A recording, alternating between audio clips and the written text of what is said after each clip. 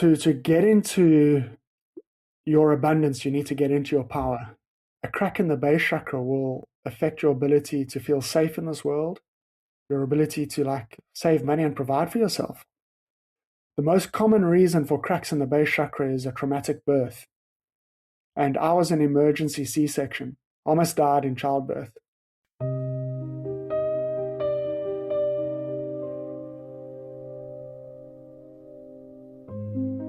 Hello, everyone. I'm Cindy Holmes, and I'm super excited to share another episode of Energy Healing Conversations.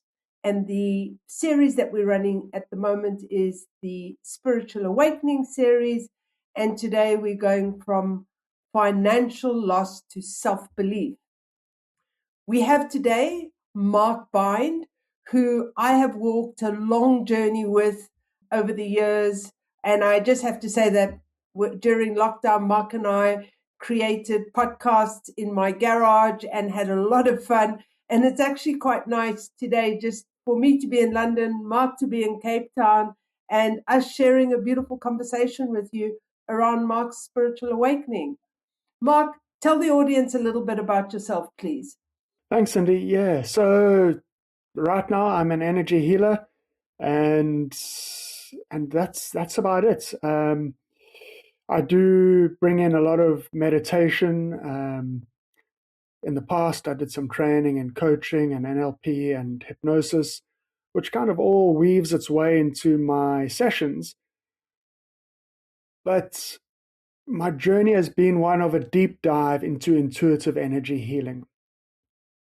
Because of the journey that I was on, I never got the opportunity to explore multiple modalities. And I actually have come to really appreciate that. Instead of learning the next thing, I went deep into what I knew. And that has made quite a big difference in my work. Anything that comes across my path, for myself, my family, or my clients, I explored from an energetic viewpoint. If I sneeze, if I hear my daughter sneezing, I go and explore it energetically because, that's what I do. And the interesting thing is I often find stuff. There's often an energetic reason. Everybody says everything is energy. Well, I think it's worth exploring that, taking a deeper view of that perspective. Because there's a lot more than we realize. There's a lot more to this energy. And the energetic anatomy is far more complex. And I don't think I would have learned that if I'd flitted around. I've learned that because I've gone deep into the energy that is able to shift and heal us, which is beautiful.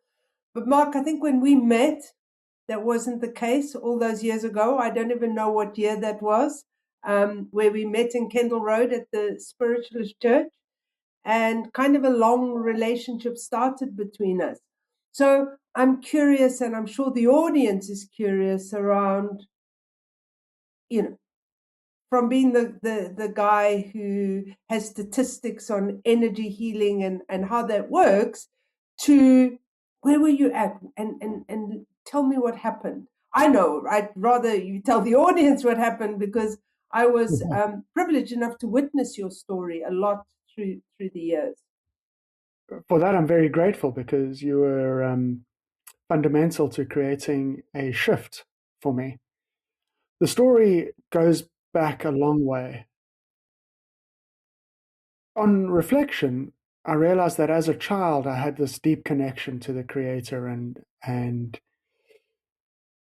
as a child, I realized what I was doing is I was channeling. I'd lie in bed through the night and I would just have information flowing and a conversation happening in my head, exploring spiritual topics. I mean, this was before the age of 10, and that carried on through my life. I've always had this deep desire to return home, to discover the ultimate truth, and to awaken as fully as possible. And for many years, I was just studying spiritual stuff, meditating, practicing different meditation techniques, and I guess working on consciousness.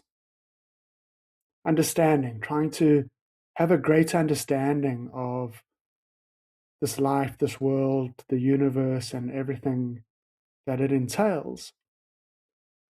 When I met you, I was at a point where that was all going fine, but there's a problem with my energy. And how that was manifesting in my life wasn't through my physical health. I was physically healthy and young enough to be physically healthy at that stage. Um, I was in a good relationship and things with my family were good. The real problem I was facing is that my career and my finances were a complete mess. Now, I had long dedicated myself to a spiritual path, but I was still trying to earn a living in a traditional way. Is that the right way to say it? In a way that society would accept. And I was worried that were I to go too far off piece, society would reject me. And by society, I mean my family and my friends. And um, and so I was trying to like either earn a living through entrepreneurship, which I tried many things, or trying to find a job in an industry that you know my family and friends would think was normal, and it just wasn't working. And I wasn't lazy. I was working hard. The businesses that I started, I walked the hard yards. I made the phone calls. I did everything possible to succeed. And countless job applications, and that's even like a longer story of the jobs that I got that then came to an end for some reason beyond me. Um, Companies running out of funding or losing money on deals, and having to be retrenched a couple of times. By the time I met you, Cindy, I was really at rock bottom. Um, Penniless, seemingly unemployable, unable to make any money, and just driving forward, just striving forward. And there's kind of like a point where I was so deep in the crap that the only way out was through a miracle. Um, and that miracle was somehow linked to my relationship to the divine. It somehow had to come um, through like this sort of transcendence. Um, there's something that was missing, and I guess I was just like trying to find that. I had some faulty thinking. I thought that if I was a good person and did the right thing, then maybe God would save me. How did And I that go for you, Mark? Yeah, and it was linked to this question, like, God, just tell me what you want me to do. I'll do it. I'll do it for you. Tell me what you want me to do. And after things started to change, I sort of like realized the fault in that, because by the time I was at the spiritual church, and at the spiritual church we were doing some volunteer healing before the services, and that's where I met you, and we started having long conversations, and working to transform the way that the volunteers were doing their healing. Um, I started to do some self healing, and the real shift came when my wife got a job contract for a couple of years, and we could put aside our entrepreneurial dreams. And the day she went off to work for the first time on that contract, she told me, Mark, just stop trying to find a job, stop trying to make money. Just take the pressure off and just do whatever you want to do. If you want to watch TV all day, that is fine. If you want to sleep all day, that is fine, because she could see I was in a bad place. And I didn't want to watch TV all day. That's like not what I do. um, and I just recently finished reading The Emotion Code, and actually seen a demonstration of that on one of the talks that we hosted. And my wife went off to work and I went to my desk and I started applying the emotion code to myself, just clearing emotional blockages one at a time. And I filled reams and reams and reams of pages just listing every emotion that I released, when it was formed, how old I was, where within the body it was located. And as my understanding grew and developed, I kind of started working my way through what I knew about the aura at that stage. I started clearing emotions from the chakras and the subtle bodies, and things started to shift. Like I started to feel better. I was also working on my wife and my daughter, and I was seeing like amazing shifts in my daughter. So she was young at that stage, and as happens with kids in nursery schools, they often come back with a cough or a bug or a snotty nose. But I'd explore it. And if she had a cough, I'd just like, okay, let's see what's there. Clear some emotions, and within minutes, the cough would clear up. And I was like, jeepers, this is amazing. This is working. And it just sort of like encouraged me to keep going. And the thing is, as you keep going, you've got to go deeper because, as you know about this healing journey, you clear what's on the surface, and just below there's something else. And then you go a little bit deeper, and then you clear that, and then there's something else. And I think for anybody who's been on this planet for many, many lifetimes, there's a lot to clear. People who've had a lot of trauma, not that my particular life has been very difficult, but we still, like any unprocessed emotions, stay with us. Any significant traumas create energetic imbalances, wounds, or damage within the energy field. And at this point, because the frequency of the planet is rising, it's all got to be healed and cleared. There's an interesting incident with my daughter. After many months of emotional clearing every now and then, she developed pneumonia in her lungs. And I couldn't find any more emotions to clear. And I was like, what's going on here? And the doctor, my wife took her to the doctor. And at that stage, we still didn't have much money. A doctor's appointment was pretty expensive. I was like, oh my goodness, I can't believe we've got to pay for this. Doctor gave her some steroids and some antibiotics, which, I don't know if they were going to work or not. But that same day, I went into a very deep meditation. And I just asked, is there something energetic behind this? And the answer I got was yes. So I was like, okay, tell me more. What is it? Where is it from? And once I got that information, the next question was, well, how do I fix this? And what it was is there was a trauma from a previous lifetime. And in that lifetime, she was actually my sister. My daughter was my sister in that lifetime. And the information that I received was we were Native Americans. It was about 4 lifetimes ago. And she had picked up smallpox with my parents. And to save the rest of the tribe, they had burnt themselves to death. They had set their tent alight. All those who were infected died by fire. And this fire had caused the damage in the lungs and a wound in the etheric body from the flames and breathing in those flames. And I was like really profoundly moved by this, the self-sacrifice to save the tribe, but also like this intense grief of losing my family. I was then, as like a teenage boy, then losing my parents and my sister.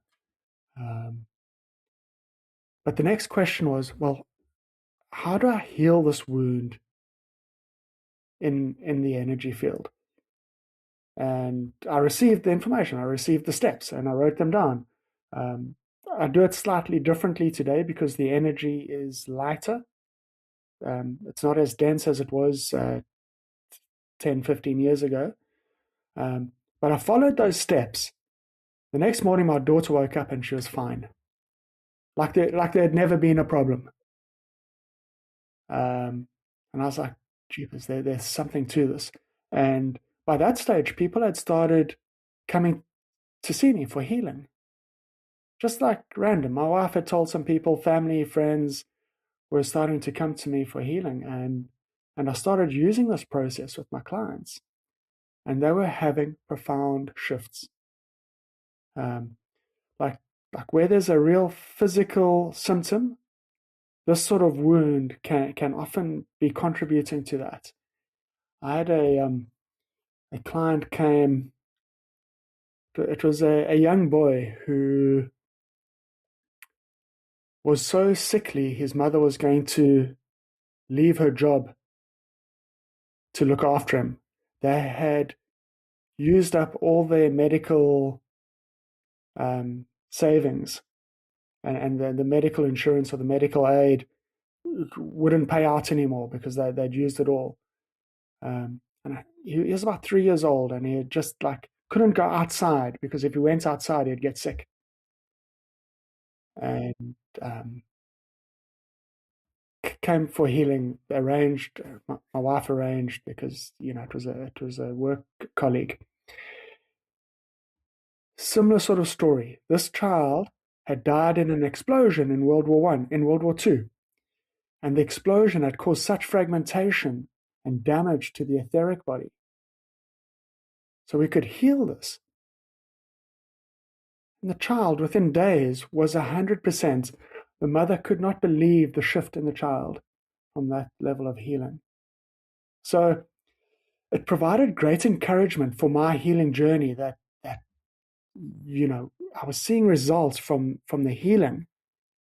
And perhaps I was just a bit too skeptical to believe that this sort of level of healing was possible.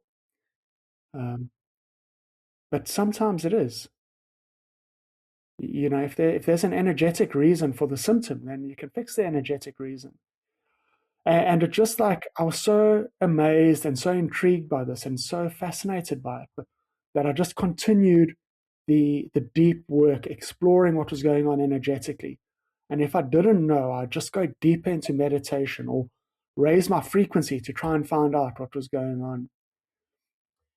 That's so interesting, Mark. I'm really curious because it's almost like a self-initiation, if that would to be it wasn't like you were seeking outside of yourself, you were seeking within yourself, and then whatever shifted for you, you then shared with your clients. It was that kind of what I'm hearing, is that as you were shifting and changing your vibration, so you were then able to support others in that. So I'm really curious, so we're still in early days when you were discovering these type of things. What were the steps you took in terms of um, shifting that money wound that was there, because that was clearly something, and kind of how did that journey go alongside your healing practice? And I mean, you can't just go from being in the poorhouse, really, for the want of a better word, into aligning that energy. So what was you were listening, you were doing what you were told, but what was happening in your inner world, your story? What was going on inside of you? Yeah, the money and abundance journey's been a long one and complex. I think when we have a trauma, it can gain layers because lifetime after lifetime of carrying a particular wounding, we kind of like pile stuff on, it snowballs. At that time, I was just so grateful that people would come and be willing to pay money for a healing session.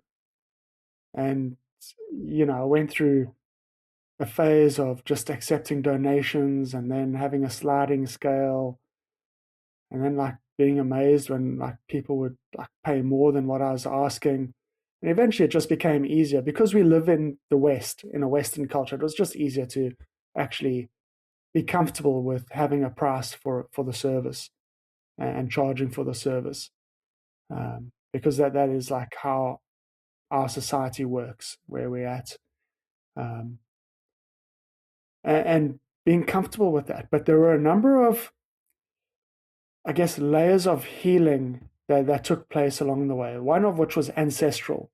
So the one side of my ancestral line goes back to Ireland, and I've got ancestors who lived through the famine in Ireland, and there was some healing that was required on that ancestral line around poverty.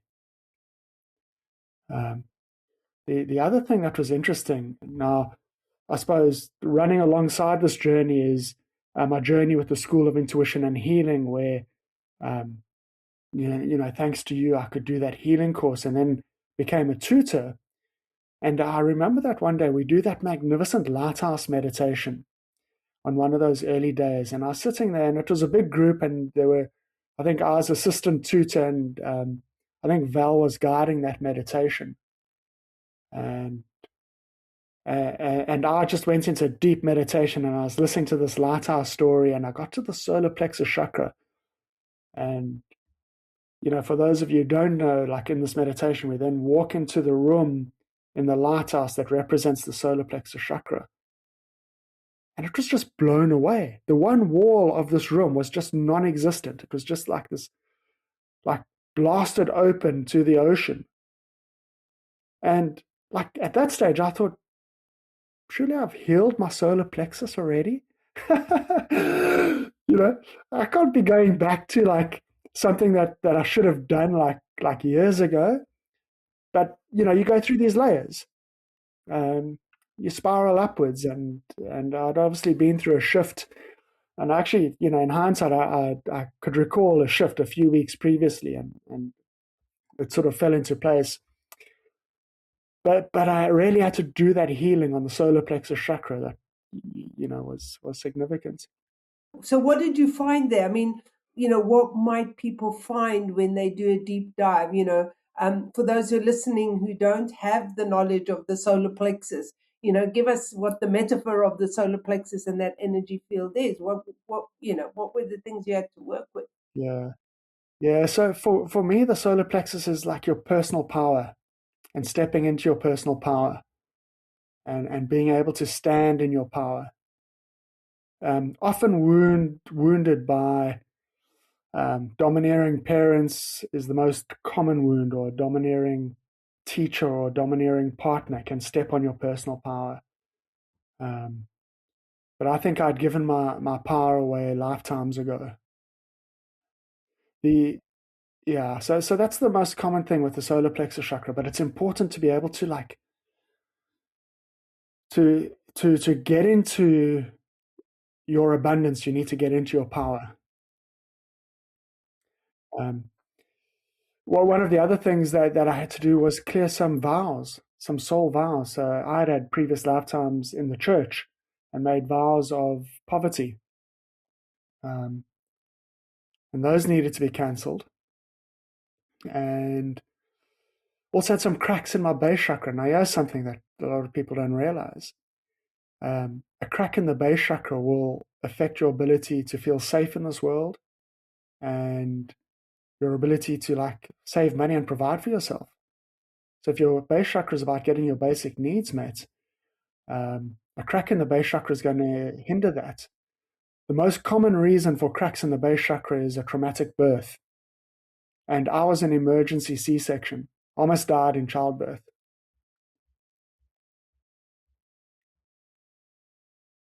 Yeah. And this is so common with people who are struggling with money issues. Um, and you don't see the cracks unless you ask for them. You've got to either have an exceptional level of clairvoyance to see them, or you've got to ask, are there cracks in the base chakra? Um, so through all of this healing and much other healing, I started to um, attract greater level of abundance. Um, and over the years, my practice got filled out, and and my workshops generally do pretty well, and the money flows quite nicely, which I didn't believe was even possible back when I started this journey. It was actually one of the hindrances. I mean, I'd never considered healing as a career. And one of the reasons not to consider healing as a career is I didn't believe it would be able to support me and my family. Mm-hmm. And talk more about that, Mark, because I think people kind of in the journey of being the healer, being the teacher, because I think you're not only are you an energy healer, but you're a energy healing teacher, and that is like energy healing teachers. Everything is around these layers of energy and diving deeply into these layers of energy.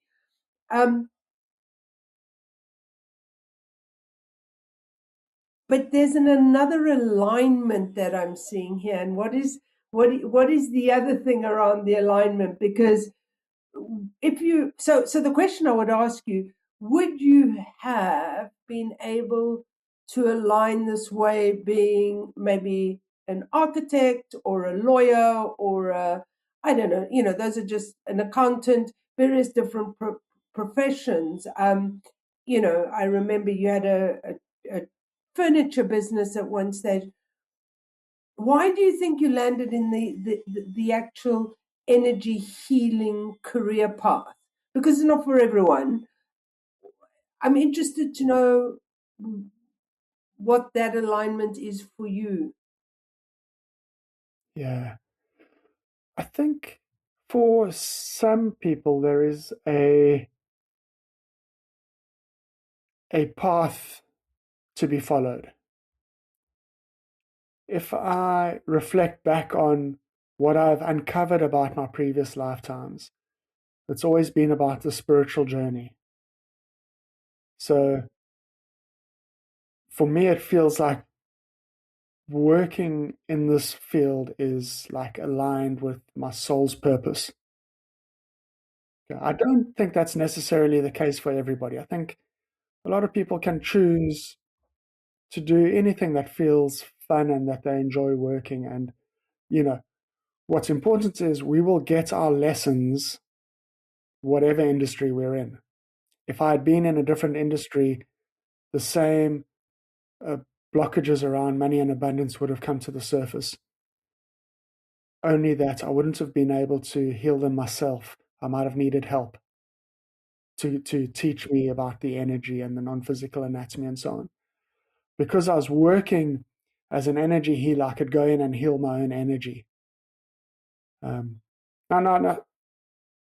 Let's clarify. Some people can do a lot of self-healing without being a professional healer. I think there's a certain amount of energetic maintenance that everybody should be able to do, and perhaps some basic level of healing that people should be able to do if they're interested in it. But for the more complex stuff, somebody would need to go and see an energy healer. When I had problems, because I started this journey flat broke, I needed to do everything myself. And in doing so, I actually realized I had a passion for it. So when I had a problem, I needed to fix it myself. And going back to the story of initiation, the other initiation I went through was dealing with negative energy and psychic attack. And when that came up for me, I was like, there's no ways I'm waiting for an appointment with a suitable healer because I'm feeling like terrible and I need to clear this energy right now. And I just guess I had a belief that I could do it. Um, I knew that I could ask and get the answer. And through that, I could heal the negative energy. I'm curious along the way, were there times when you wanted to go, okay, I've learned this, I've got this, I'm going to go and do something else. I want to do something else. And were you allured into changing? Were there times when you wanted to change paths and maybe go into something else? Okay, I'm much better, my energy's here. Let me go and be an entrepreneur in this or that. And then, so Tell me a little bit about those alluring paths. Yeah. It was interesting. In the early days, I was doing like quite a few things. Now, you'll remember I was for a period of time, I was running the spiritual center and organizing talks twice a week, twice a month. Then I got involved with the 8 o'clock club with you, and we were running events every week, a weekly live event, which, post COVID, you don't think is even possible. Um, In person, once a week, we were there, or you were there. yeah. And some of those events were like really big and fantastic. And I thought at a time that there was possibility to actually turn that into a viable business. Um, kind of like merging Petra Kucha and TED with the spiritual realm and doing something really interesting. But as the journey progressed, I guess I actually became more focused on the energy healing and the teaching. It felt right. And when I've considered doing other stuff, I'm like, it doesn't resonate. And I guess this is the beauty of healing your energy. You start to get greater clarity because your body and your energy system talks to you. And you can ask a question or you can contemplate something and you can notice almost immediately if your body is saying yes or no. And various things have come across my path over the years, and I've kind of just felt in my body it's not what I want to do. um, I'm still learning so much, you know each every year. I say in the last 6 months I've learned more than I have in the last 6 years. And that's true. Because the consciousness is shifting, we have access to so much more information. And it's almost like, I forget the name of what they say about computing. Today's computers are building tomorrow's computers. And so the memory and the capacity is uh, increasing exponentially. The same is true in our industry. As one heals, you gain access to greater levels of consciousness, and it's exponential. So what I'm doing in my practice today is is is far faster than the way I was operating 10 years ago. So like I said, when I started, I was releasing one emotion at a time, but now we can shift so much more efficiently, easier, and the healing process is becoming more streamlined. And I think that's important because it needs to be more streamlined because the energy on the planet has shifted. So people are coming with almost in a healing crisis more often. And what I mean by a healing crisis is there's a lot to clear and it's all urgent. There are fires going all over the place.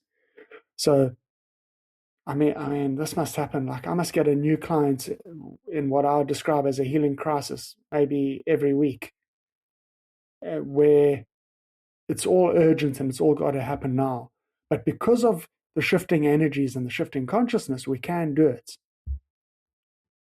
Fortunately, most people aren't in that situation. Most people we can take on a gentle journey and we can work our way through the energetic problems. I just wanted to jump in there and say it was interesting because we both were talking before and we were talking about often giving spaciousness to healing rather than it just being a dedicated, goal driven type of energy that, and I think that goes hand in hand with there are times when we are in crisis and we use the speed of the energy around us to face it. And then there are other times where we actually need to pause and stand back and allow that energy, and we get to the same place. We get to the same place. Yeah. Yeah, there's many ways to get up the mountain, and one of my favorite things these days is like helping people to be their own guru. You might remember I ran a course last year of just taking people to higher levels of consciousness within themselves. It's not about accessing aliens or angels or masters, but helping people to access their own higher levels of consciousness. Whenever I've faced a problem on the healing journey for myself or for my clients, um, I've tried to go deeper in a meditation. But there was something else that I discovered early on, that if I could increase the experience of love, I could get better answers. So when I was facing a problem, a deeper meditation, but a more loving meditation, I could get better answers. And how that has shifted as my understanding of the non-physical anatomy has expanded is that a person can shift their awareness through different parts of the non-physical anatomy. So on that particular journey, we went from the heart to the higher self to the soul, and then we went a couple of layers beyond the soul. But we have this ability to access these higher levels of consciousness and get the answers that we need. And I love doing this with clients because it's fairly straightforward, but you can shift. You can create a shift in consciousness that can also ripple out through the entire body and the entire energy field. Mm-hmm. And it's extraordinary how that goes. So I'm really curious, Mark, and you've explained your journey and whatever else today. So, I mean, there are two sides of this. One is healing as a career, which I think is something that you did by absolute default, and at times you were kicking and fighting to get there, and wanted to go back into what we call mainstream ways of earning a living as such. So I would invite two conversations here. The first one being, what advice would you give to someone who's curious about becoming a healer as a career, but also for those who want to shift and change? Because I think they're two questions, and I think let's answer the career one first, and then what about the seekers now that are curious about shifting and changing? Where do they begin? So I'll leave that with you. Yeah. If you are curious, take a step and see how it feels. Whatever comes across your path, if it's a course, a workshop, a book, a meditation, take a step. Have the courage to take that step and just see how it feels. That's the best way to actually try it out. See if the shoe fits. You don't have to start off with a 2-year healing course. You can start off with a 2-month or 3-month psychic development course. You don't need to start off with a 3-month psychic development course. You can start off with a masterclass or a meditation. Just take one little step and see how it feels. And it might just draw you forward. Now, what's also true is sometimes our resistance isn't actually there to redirect us. It's something that we have to move through. Sometimes we have to face the fears, because what could be blocking us is actually a fear or a wound or a trauma. So my blockages to stepping onto this path were my traumas. So what I often do with my clients is, before we have conversations of where their true north is, of where their soul's trying to take them, let's do some healing. Let's heal the traumas at the soul. Let's heal the traumas in the chakras. Let's heal the energy field.